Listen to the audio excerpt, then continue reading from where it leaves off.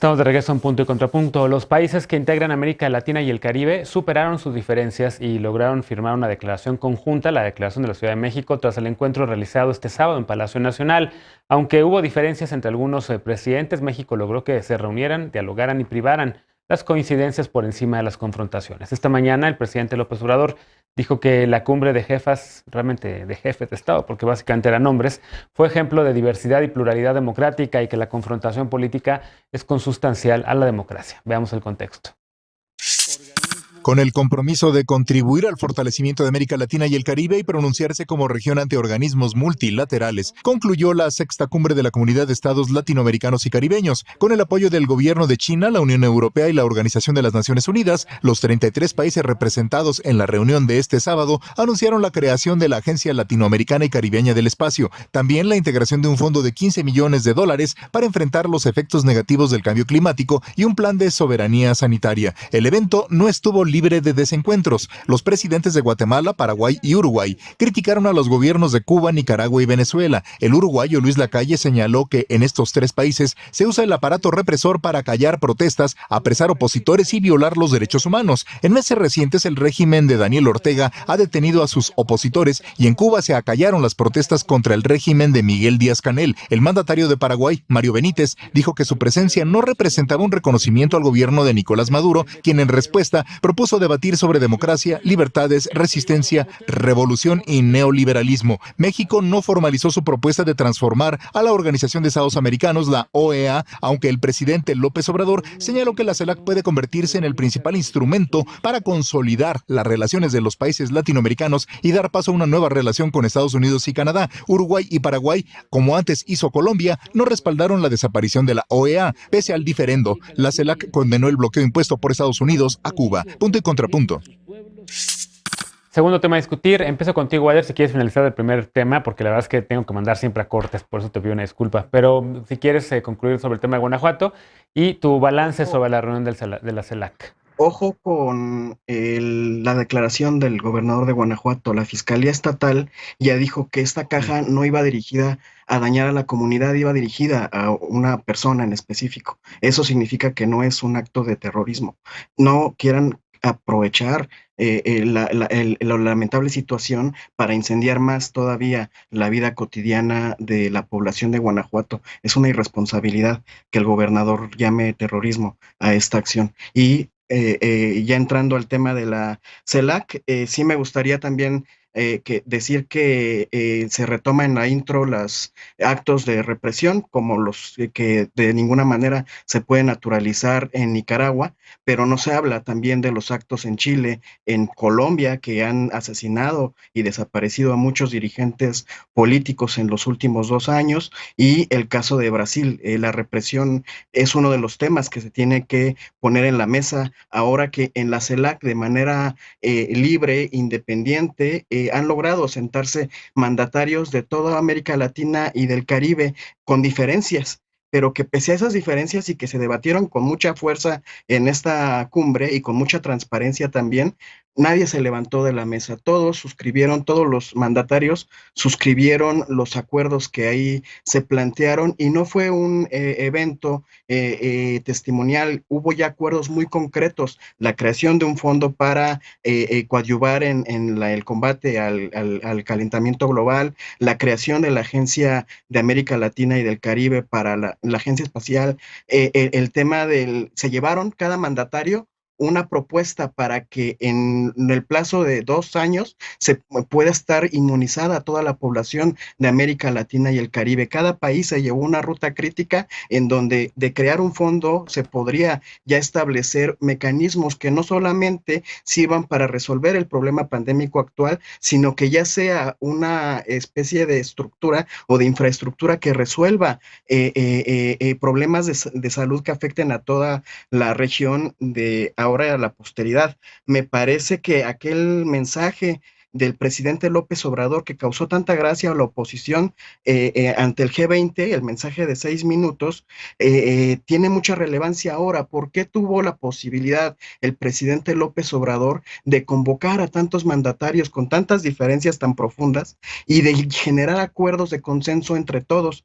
Pues porque mientras Luis Almagro estaba colaborando con la inestabilidad de la región, Sí. apoyando un golpe de Estado y las masacres en Bolivia, el presidente López Obrador estaba generando las condiciones para que la ONU creara un mecanismo que no ha funcionado porque no lo opera Andrés Manuel, sino la ONU, para garantizar que los países pobres tengan acceso a vacunas. Esa calidad moral que le dio a Andrés Manuel López Obrador, ese mensaje cortito de 6 minutos, hoy nos permitió la posibilidad de que América Latina y el Caribe se reúna por primera vez sin el visto bueno de Estados Unidos, pero sí con la participación y el reconocimiento Bien. de la Unión Europea, de China y de la ONU.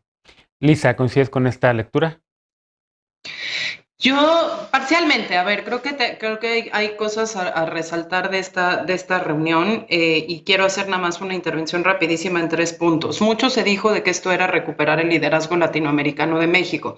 A mí siempre me va a dar gusto que México voltee más a ver a la región latinoamericana y un poco menos o deje de ver solo a la integración norteamericana. Sin embargo, cuestiono que haya sido un acto de recuperación del liderazgo porque México nunca ha perdido el liderazgo de la conversación multilateral, menos en el seno del GRULAC o del Grupo de los Países de América Latina y el Caribe, y entonces creo que eso hay que matizarlo por un logro México y particularmente el canciller Marcelo Ebrard, demostrar un poder de convocatoria a pesar de los esfuerzos estadounidenses de pues no dejar que esto adquiriera mayor relevancia, justo porque una de las cosas que se anunció que se iba a poner sobre la mesa era la sustitución del organismo de OEA por la CELAC, cosa que al final no sucedió. El status quo de las negociaciones multilaterales en América Latina sigue siendo igual con o sin la reunión de la CELAC, porque en lo sustantivo no se avanzó demasiado, justo porque a este documento de la Declaración de México, pues bueno, había cosas que ya se habían dicho en otras cumbres o se le dio muy poquito dinero cuando estamos hablando, por ejemplo, de la creación del Fondo de Tema de Cambio Climático, o no se le pusieron fechas y objetivos a los posicionamientos un poco más ambiciosos que mencionaba Eder. Ahora, otro cuestionamiento que tengo es si la CELAC nos sirvió en esta cumbre en particular para su propósito original, que era crear una cumbre de estados latinoamericanos y caribeños, y el gran ausente en la región fue el Caribe, sabiendo que tenemos un problemón, por ejemplo, con el caso de Haití y el caso de migración. Entonces me parece que flaco favor le hizo toda América Latina, no este gobierno, el protagonismo de todos los líderes de la América Latina continental le hicieron un muy mal favor al Caribe y no dejaron justamente que los temas fundamentales del Caribe entraran en la agenda por sus pleitos de vecindad. Presencias, ausencias, rescato dos.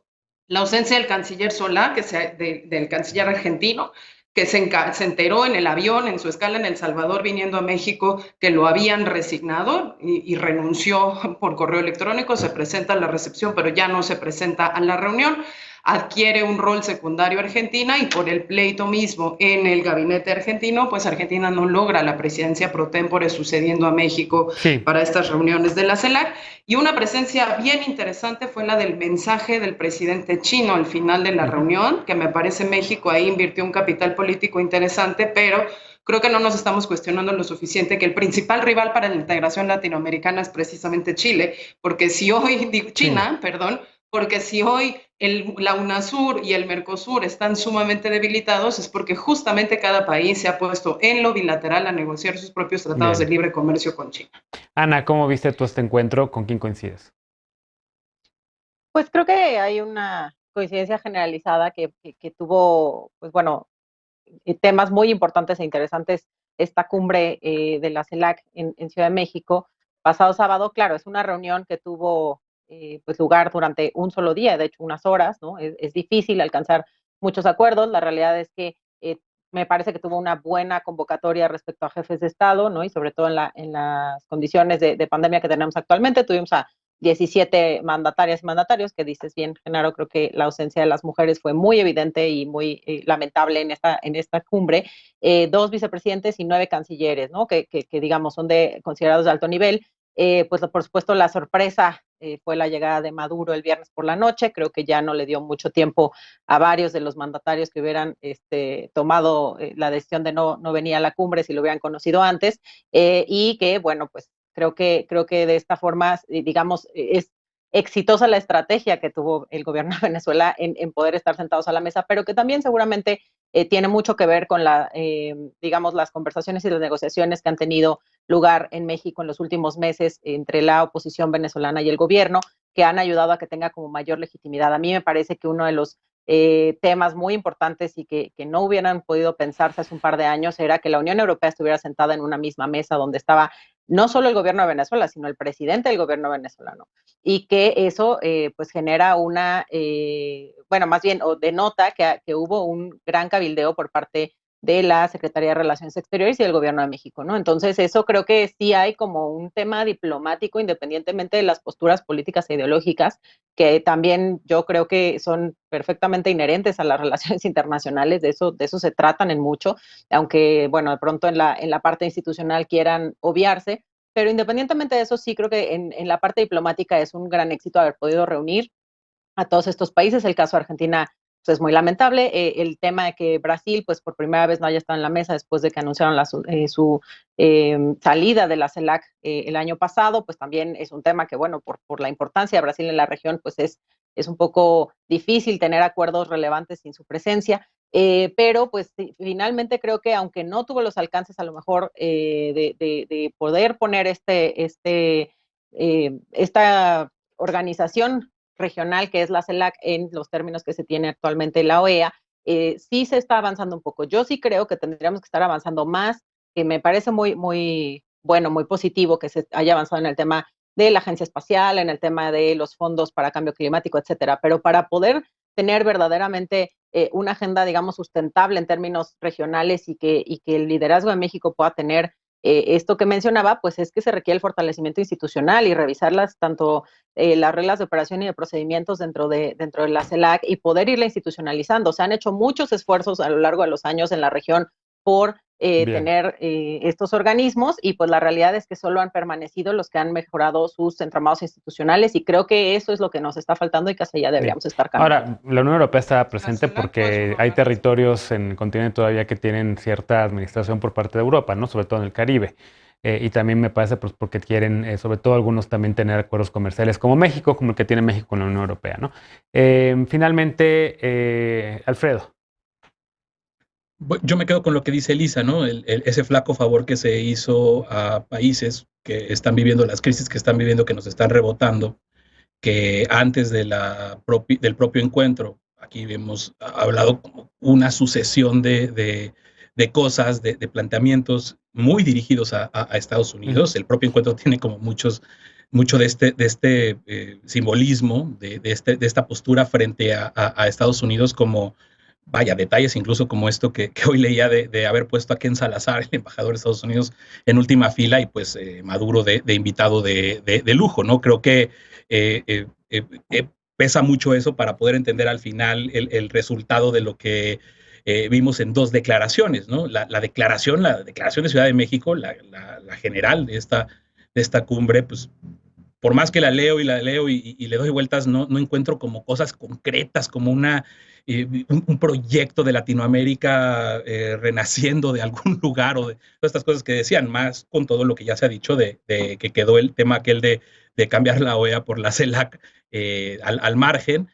Lo que sí duele son esos temas y esa agenda y esas agendas que quedaron fuera, porque podemos decir mucho de los gobiernos de Brasil y de Colombia que coincido, ¿no? Están tiradísimos hacia la derecha, que están siendo gobiernos súper autoritarios, pero por favor, o sea, Díaz-Canel en Cuba y Maduro en Venezuela no se cuecen aparte. Por supuesto que el bloqueo, y ese es el peligro de siempre de esta discusión, ¿no? El bloqueo es una verdad. Repudiar el bloqueo es lo natural. No podemos pensar que en pleno 2021 existan bloqueos comerciales que se reflejan de muchísimas otras formas. Yo platicaba, por cuestiones del destino, me tocó platicar con algunos funcionarios de Venezuela y de Cuba justo en el marco de la CELAC y me decían hasta el problema del bloqueo llevado a la crisis actual, ¿no? hasta para el hecho de poder pagar las vacunas en el caso de Venezuela. Por supuesto que eso tiene que terminar, pero de eso a que haya sido como una reunión de líderes progresistas y demás, por supuesto que no. De entrada, lavándonos nosotros la cara haciendo este planteamiento frente a Estados Unidos y condenando lo que es condenable, lo que es absolutamente condenable, y por otro lado, siendo la patrulla fronteriza de ese país, nuestro país, con nuestra Guardia Nacional. Bien. ¿Alguien quiere hacer el último comentario de la mesa? A ver, adelante, Alfredo. Perdón, rapidísimo, por favor.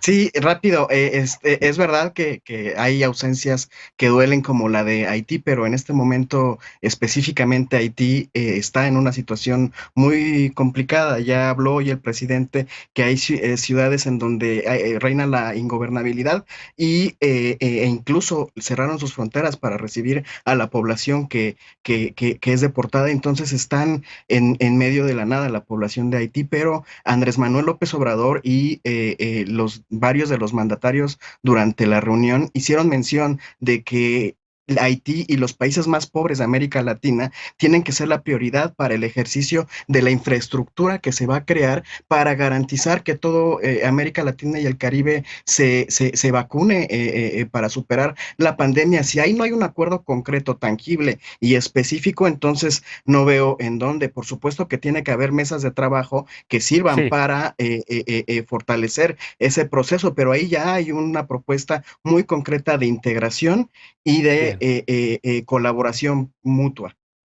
Bien, bueno, vamos a dar seguimiento también al tema de la CELAC en los próximos días, pero tenemos que hacer una pausa y al regresar, en la ciudad de Nueva York empezó ya la Asamblea General de Naciones Unidas, prácticamente el encuentro multilateral diplomático más importante del mundo. Nuevamente con la pandemia como tema prioritario por segundo año consecutivo. ¿Cómo van los objetivos de desarrollo sostenible? ¿Logrará Naciones Unidas que los países ricos compartan vacunas con los menos desarrollados, como ya mencionaba por ahí Eder? Veremos qué piensa la mesa cuando regresemos a Punto y Contrapunto. No te vayas.